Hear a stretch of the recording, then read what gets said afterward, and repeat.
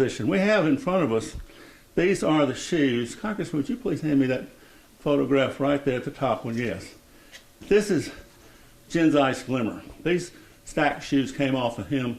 Glimmer is the poster horse of this movement, the Citizens Campaign Against Big Lick Animal Cruelty. This started in Mississippi in 2015 with the Jackson Horse Show. We call it the Jackson Horse Show. It had been going on for decades. My father, in the early 50s, was the executive secretary for Mr. Robert Stockett. Some of the very best people in our community and our state were involved with this horse show. But over time, it went the way of these big stacks and what we could contend is animal cruelty. But I appealed to the University of Mississippi Medical Center, which was receiving a $50,000 a year donation from this event, to sever all ties. In 2015, I'm proud to say, in February, University of Mississippi Medical Center severed all ties. So Mississippi has a real tie to all this. Now, sir, what you did is, in my opinion, a profile and courage moment.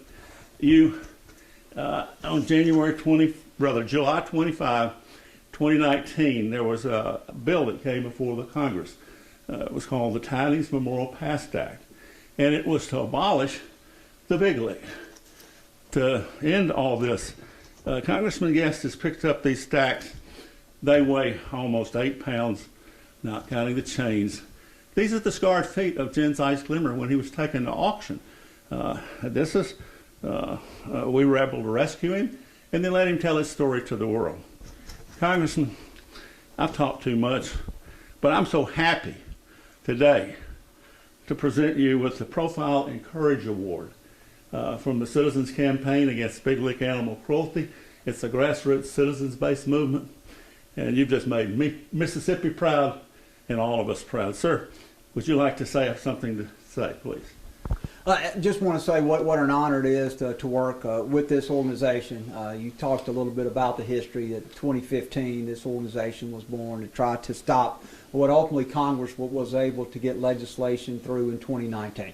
As a former prosecutor, you know, I'm aware that these are issues that our community, when you talk about cruelty to animals, something that does not get a lot of publicity, but these things go on each and every day. And so for us to have the opportunity to try to pass laws that are going to protect these animals from what can be described as nothing more than animal cruelty. You're exactly right. When you pick up these shoes and you see how much they weigh and the long-term effect it has on these animals, we're proud to be able to be part of that legislation, and we're glad to support that in Congress. I got one question, sir. What got you to make that vote?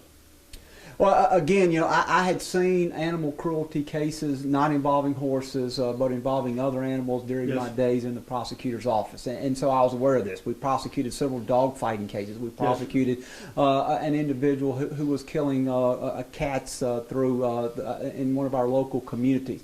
We've also prosecuted animal cruelty cases against horses as well. So the fact that through my former association or my former profession as DA, knowing that these cases exist, knowing that this is something that I've had to deal with, that if we were able to pass legislation on the federal level, if it could stop one animal from being abused, we thought that this was a vote that was worth taking. Well, sir, that means a whole lot. And let me mention this. This was a bipartisan effort. A majority of Republicans voted for this, a majority of the Democrats. That doesn't happen every day in Washington, D.C. So that's even more reason for America's verdict, so to speak. And I knew all along, we've got rules, and it's hard to get a law passed. The Senate has procedures you go through different than the House. But they will never undo that vote, never do undo your vote. It's made our advocacy. We have a lot of momentum thanks to that vote. Thank you, sir. Thank you so much. Yes, sir. Thank you so much, and we're glad to partner with you guys. Yes, sir.